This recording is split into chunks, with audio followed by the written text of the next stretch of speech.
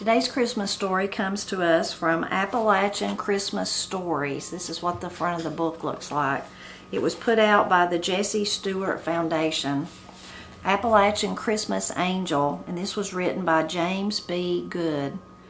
Mrs. Idaho Missouri Patterson had been the last one on Christmas Eve. Baby number 12 had been easy. He more or less only had to catch it when it emerged into the back bedroom of the little coal camp shack. The first one that morning had been Lark Barnes, whose foot had been crushed in a rock fall at the C-Seam mine on Looney Ridge.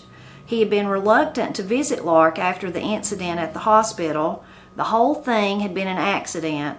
Picking coal out of a crushed foot is a tedious procedure, and he didn't mean to grab Lark's toe bone. The last thing he remembered was Lark's red face as he rose to his feet and hit him between the eyes with his very large right fist. He was awakened after Nurse Judd broke a vial of ammonia under his nostrils and fanned him with a surgical towel. But Lark had been cordial and apologetic. He had said that his fist had gotten ahead of his thinking, and that was why he had knocked him out. But everybody knew that Andrew Larkins Barnes had a bad temper. The rest of the day had been hectic for Doc. Several children had come down with chicken pox, one high school girl had contracted infectious hepatitis, and one boy had fallen from a grapevine swing and stoved himself up pretty badly. There were no broken bones, just cuts, scratches, and wounded pride. Several pregnant women had needed his special attention. Their complaining, moaning, and groaning had about pushed his bachelor patience to its limit. He had written prescriptions for everything from codeine cough syrup to nerve pills. It was 10 o'clock at night, Christmas Eve, and he was bone dead tired. Dr. Dupree drove his old Model A through a heavy snow to the company hotel on the hill next to the schoolhouse. He stopped by the fountain and got a vanilla Coke and trudged up to room 211 to collapse on the sofa and listen to the radio while he finished the Coke. When he got up to get in bed, he didn't even bother to take off his pants and shirt. Almost as soon as he dropped his broken shoes on the wooden floor, he was asleep, snoring like a hog in a cornfield. He dreamt there was a plague in the coal camp, and he was the only physician. Hundreds cried out for his help. Thousands died, waiting for him to come to their aid as he ran, waist deep in a pool of cold molasses. The place looked like a Civil War battlefield. He had entered a tiny board and batten shack on Hunky Street and was administering to a very ill, feverish little girl when he heard someone knocking at the door. He was busy giving an injection in the tiny white hip. At first he ignored the knock, but the knocking continued. It was a steady, persistent rapping on the door facing. He awakened in an instant, sat up in bed, and tried to focus in the dark room. He could see a tiny stream of light through the crack at the bottom of the door. The knock was coming from the door. There was a slender shadow which moved back and forth in the light of the crack. He swung his tired feet over the side of the bed and stabbed at his shoes on the dark floor. He managed to get half his feet in his shoes and straighten his twisted shirt and pants while groping for the doorknob. The door stuck for an instant and then flew out suddenly. He caught it just before it hit a little girl who stood shivering in the hallway. Tears streamed down her tiny cheeks and she sobbed every other breath. She wore a gray wool coat soaked with snow and muddy patent leather shoes. Her blonde curls hung in wet rivulets on her shoulders. "You have to come with me now," she stammered. Her chin quivered from some deep emotion which had overwhelmed her mind. Big tears threatened to spill over her eyelids and rush down like a spring flood. Doc Dupree was still attempting to adjust to the light and the shock from the door opening so quickly on such a sad scene. "Come in, little girl, and let me get you a dry towel." He reached for her tiny hand. "I don't have time to," she stammered. "My mama is very sick and needs your help." She withdrew her hand and hid it in her coat pocket. "What's wrong with your mama?" Doc asked hurriedly. "We think she's got a bad flu. That's why I come to get you. She is burning up with fever, and she won't eat nothing. She's been seeing things that ain't there." She removed her hand from the coat pocket and reached for his. "Where is she?" Doc asked. "We live in Proctor, in Devil's Holler." She tugged on his shirt tail. "Honey, that's 15 miles from here, and it's snowing like a bat out of hell out there," he exclaimed. She ignored his pessimism.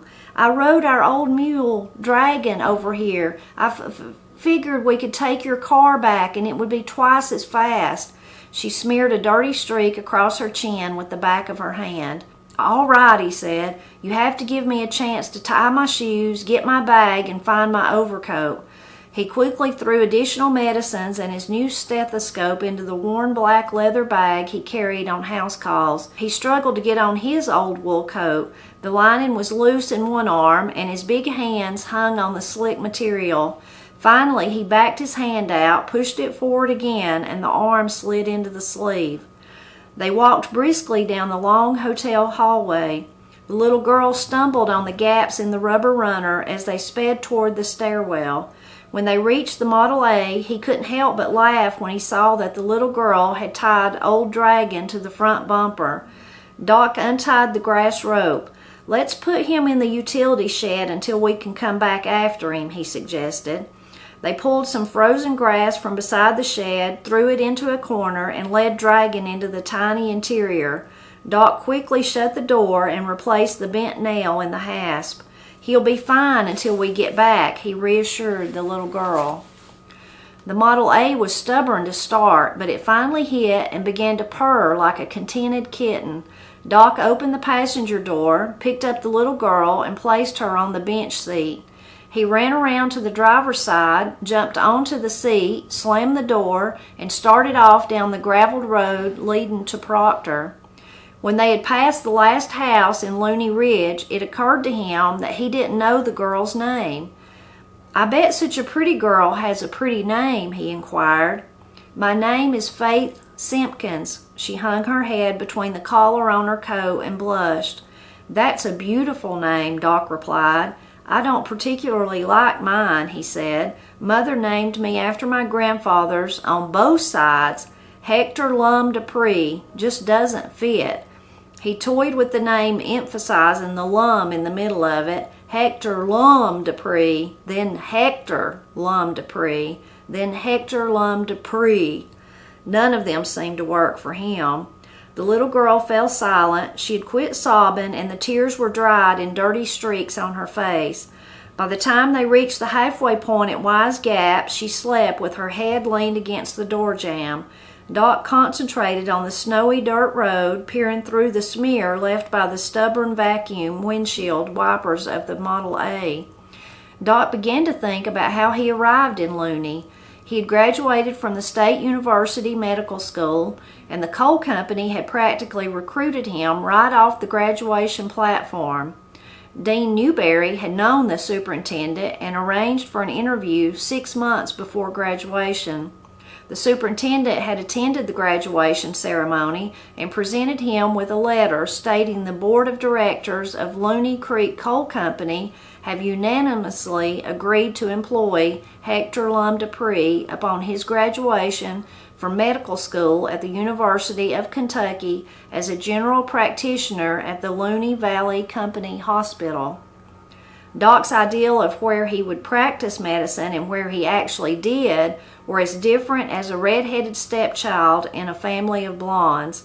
He had often imagined himself in a starched white jacket with Dr. Dupree embroidered on the pocket, gliding down a freshly polished tiled hallway in some faraway hospital in Chicago or Pittsburgh.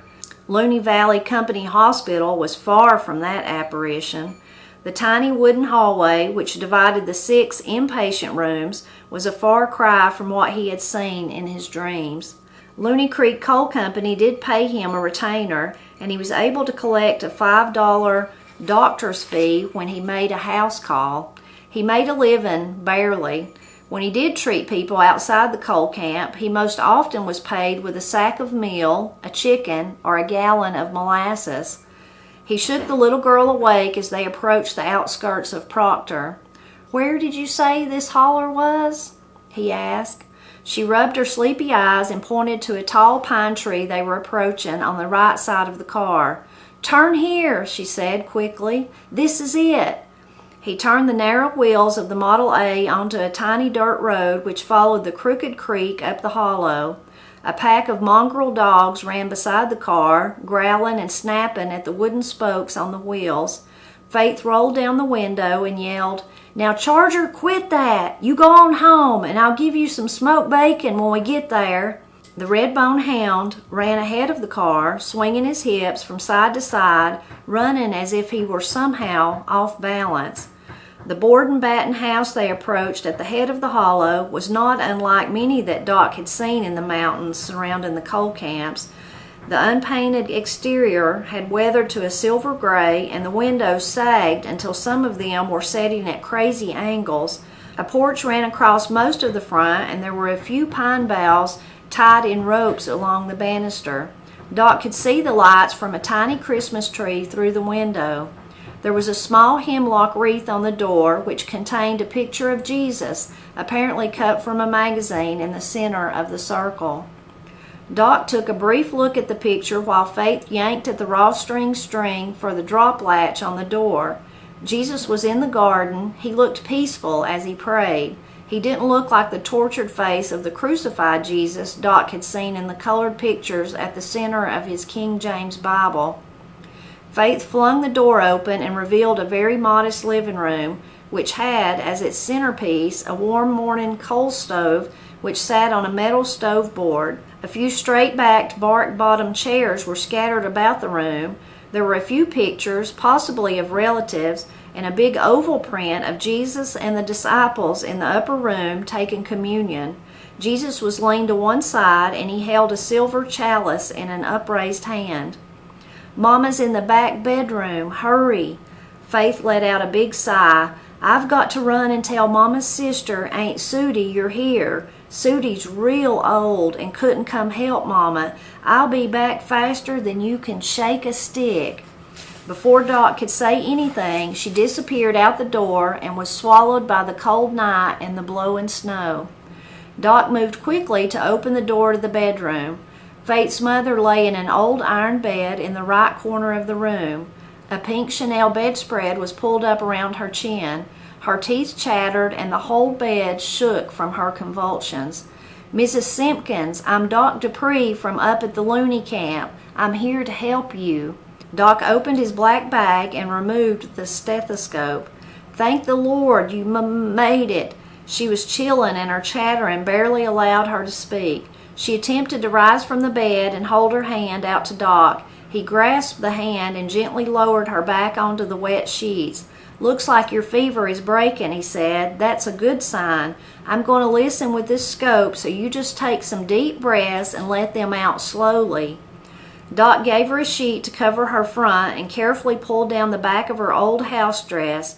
Mrs. Simpkins labored as she tried to take deep breaths. Her lungs sounded raspy. She wheezed when she let out the air. Doc moved the stethoscope around her back, listening intently. Finally, he dropped the scope to his neck and said, "Mrs. Simpkins, I believe you have double pneumonia.